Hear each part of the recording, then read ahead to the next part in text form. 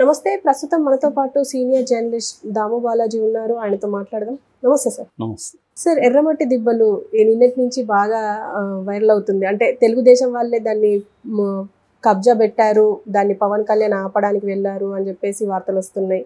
అసలు ఏంటి సార్ ఈ భూ కబ్జా విషయం? మామూలుగా మనకి ఆంధ్రప్రదేశ్లో పర్యావరణం అనేది ఒక మేజర్ ఇష్యూ. ఆంధ్రప్రదేశ్లో దేశంలో ఎక్కడైనా మనం ఆంధ్రప్రదేశ్ మాట్లాడుకుంటున్నాం. పవన్ కళ్యాణ్ ముందు నుంచి కూడా నాకు పర్యావరణం అంటే ఇష్టం, నాకు పర్యావరణాన్ని మనం కాపాడాలి అని చాలాసార్లు స్పీచ్లు ఇస్తూ ఉంటాడు. రెండోది నా శాఖ కూడా, అందుకనే ఆయన పర్యావరణ శాఖ కూడా తీసుకున్నాడు. 5 శాఖల్లో ఒకటి అటవీ, పర్యావరణ ఇవన్నీ కలిపి ఒక శాఖ. సో జనసేనలో బొలిశెట్టి సత్యనారాయణ, ఆయన నోటెడ్ పర్యావరణ వేత్త, అంటే పర్యావరణ ఉద్యమకారుడు. ఆయన దేశంలో కొంతమందితో కలిసి ముఖ్యంగా అర్బనైజేషన్ మీద ఆయన ఎక్కువ పనిచేస్తుంటాడు. సో ఆయన ఇంతకుముందు కూడా అమరావతి మీద కూడా ఆయన ట్వీట్ చేశాడు. అమరావతి ఇప్పుడున్న ప్రాంతంలో డెవలప్ చేయకండి, గుంటూరుకి ఎగువన చేయండి. ఇది ఎందుకంటే కృష్ణానదికి ఇరువైపులా 2.5 కిలోమీటర్ల దూరంలో ఏమి కూడా చేయకూడదు అనేది ఆయన ట్వీట్ చేశాడు అప్పుడు కూడా. సో ఆయన ముందు నుంచి కూడా దాన్ని వ్యతిరేకిస్తున్నాడు. అంటే వాళ్ళు అర్బనైజేషన్ ఎలా ఉండాలి, సిటీస్ ఎలా ఉండాలి అనేది ఎన్విరాన్మెంటల్ యాంగిల్. ఎన్విరాన్మెంట్ అంటే నథింగ్ బట్ అదేదో మనిషికి సంబంధం లేని విషయం కాదు. చాలామంది ఎన్విరాన్మెంట్ అంటే అదేదో ప్రకృతి, దాన్ని కాపాడడం ఏంద్రా అని అనుకుంటారు. ఎన్విరాన్మెంట్ అంటే మన జీవితంలో ఒక భాగమే. మనం అదేదో వృక్షో రక్షిత అని టీటీడీ వాళ్ళు పెడుతుంటారు. వృక్షాలని మనం రక్షిస్తే అవి మనం రక్షిస్తాయి. అలాగే ఎన్విరాన్మెంట్ కూడా మన కోసమే. మన ఇప్పుడు ఇమ్మీడియట్ ప్రయోజనాల కోసం చేస్తే ఇంకొన్ని రోజుల తర్వాత ప్రకృతి అనేది ఒక నేచురల్గా ఏర్పడిందని మనం డిస్టర్బ్ చేస్తున్నాం. కొన్ని డిస్టర్బ్ చేయకుండా అసలు జరగదు. అసలే డిస్టర్బ్ చేయకుండా మనిషి బతకలేడు. ఈవెన్ ఆదిమ కాలంలో కూడా కొంతవరకు వాడికి కుదిరినంత వరకు అడవుల్ని డిస్టర్బ్ చేయకుండా వాళ్ళు బతుకుంటారు. కానీ ఒక గ్రీడ్ పెరిగిపోయింది. ఇప్పుడు మనకి ఎంతైనా సరిపోదు కాబట్టి విపరీతంగా మనం ప్రకృతి వనరుల్ని దోచుకోవడం అనేది మొదలైంది.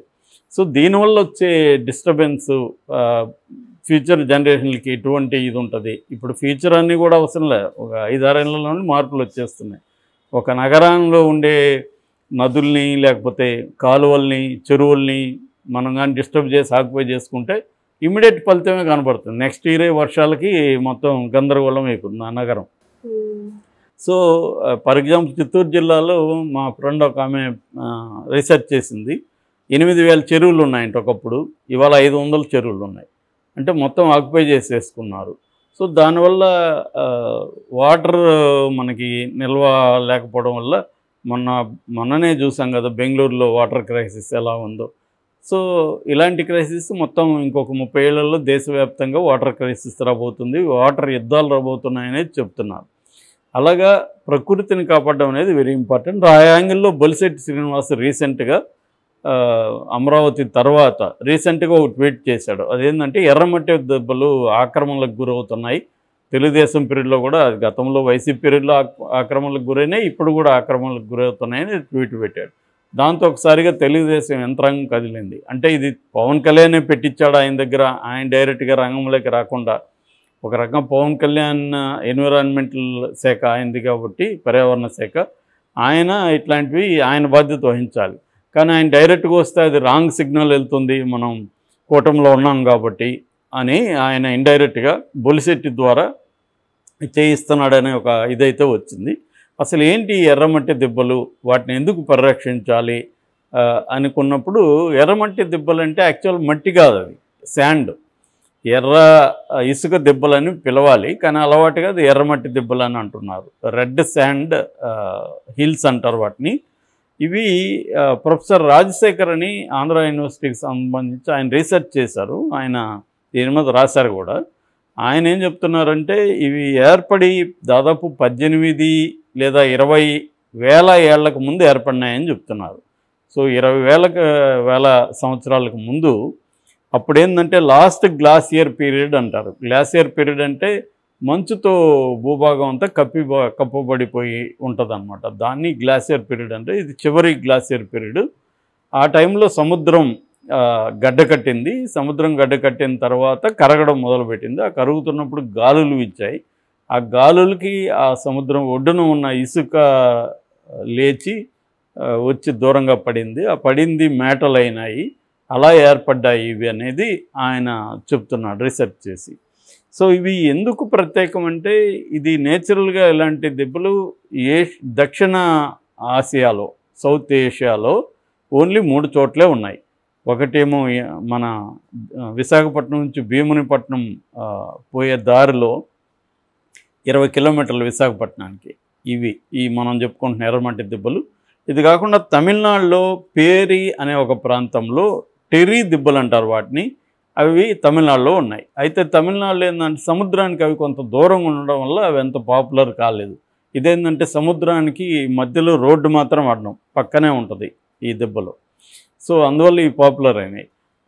మూడవది శ్రీలంకలో ఉంది. ఈ 3 మాత్రమే దక్షిణ ఆసియాలో ఉన్నాయి.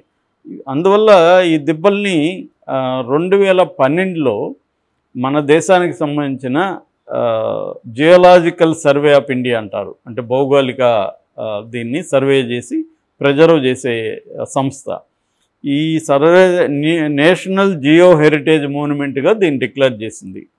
మనకి ఇలాగా నేషనల్ జియోగ్రఫికల్ హెరిటేజ్ మోన్యుమెంట్స్ ఇండియాలో 34 ఉన్నాయి. అందులో ఇదొకటి అనమాట. అంత ఇంపార్టెంట్గా మనం చెప్పుకోవచ్చు.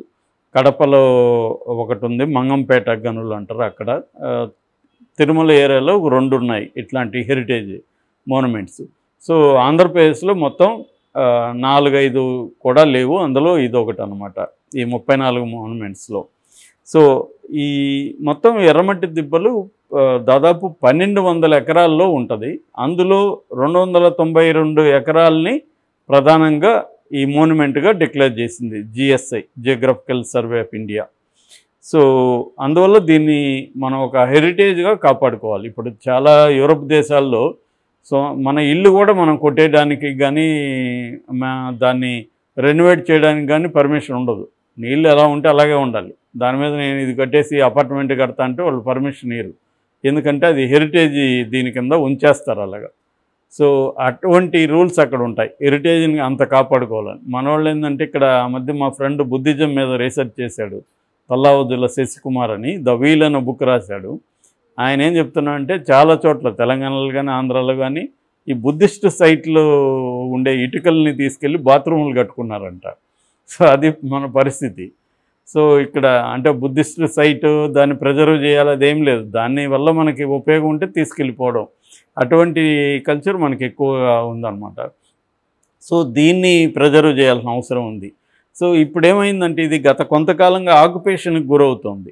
దీన్ని మెల్లమెల్లగా తవ్వేసి తీసుకెళ్ళిపోతున్నారు. ఇది వైసీపీ తెలుగుదేశం అనేమి లేదు, ఏ గవర్నమెంట్ ఉన్నా జరుగుతుంది.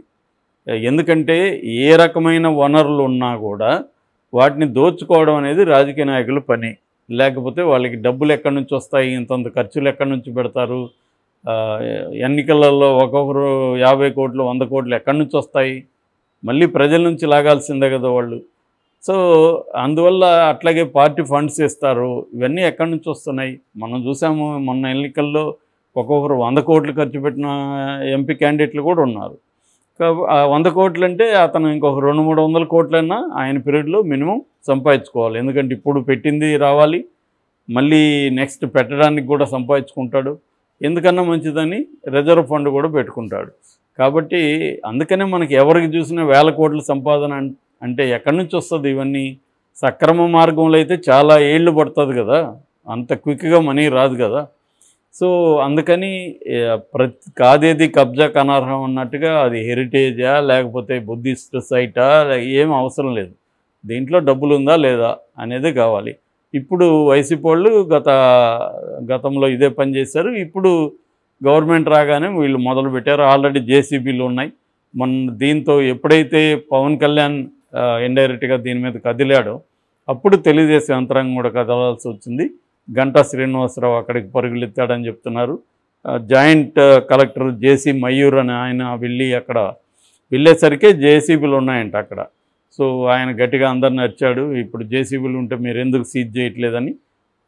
సో అవి కళ్ళ ముందే, మీడియా కళ్ళ ముందే ఇవన్నీ జరిగాయి. సో ఇప్పుడు వీళ్ళు ఏంటంటే కొంతమంది ఏమో లారీలు గీరీలు తరలించారు, ముందుగానే వాళ్ళకి న్యూస్ వెళ్ళిపోయి ఉంటుంది కదా, మన వాళ్ళు వస్తున్నారు మీరు తరలించండి బాబు మళ్ళీ ఇబ్బంది అని. అలాగా వాళ్ళు ఖాళీ చేశారు. కానీ కొన్ని జేసీబీలు అక్కడే ఉండిపోయినాయి. తర్వాత ఇంకోటి ఏం జరుగుతుందంటే అక్కడ భీమినిపట్నం ఎయిడెడ్ కోఆపరేటివ్ బిల్డింగ్ అని ఒకటి కడుతున్నారు. దాన్ని ఆ బిల్డింగ్ సంబంధించి కూడా ఆక్యుపేషన్ అని చెప్తున్నారు.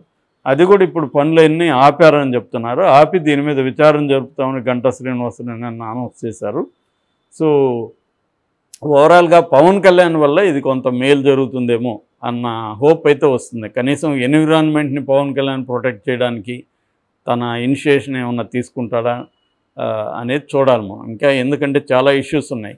పవన్ కళ్యాణ్కి ప్రాబ్లం ఏంటంటే తను నమ్మినది కొంత చేయాలి, అట్లని తెలుగుదేశంలోకి యాంటీ కాకుండా ఉండాలి. సో అలా బ్యాలెన్స్ చేసుకుంటా వెళ్ళే కార్యక్రమంలో పవన్ కళ్యాణ్ ఉన్నట్టుగా మనకు అనిపిస్తుంది. ఏదేమైనా దీన్ని ఖచ్చితంగా మనం పవన్ కళ్యాణ్ అప్రిషియేట్ చేయాలి. ఈ విషయంలో ఇటువంటి ఒక చారిత్రక మోనుమెంట్ని ఆయన రక్షించడానికి పూనుకున్నందుకు అది తెలుగుదేశం వాళ్ళని వైసీపీ వాళ్ళని ఎవరు చేసినా అది కబ్జానే కాబట్టి తను కొంత ఇనిషియేషన్ తీసుకున్నాడు.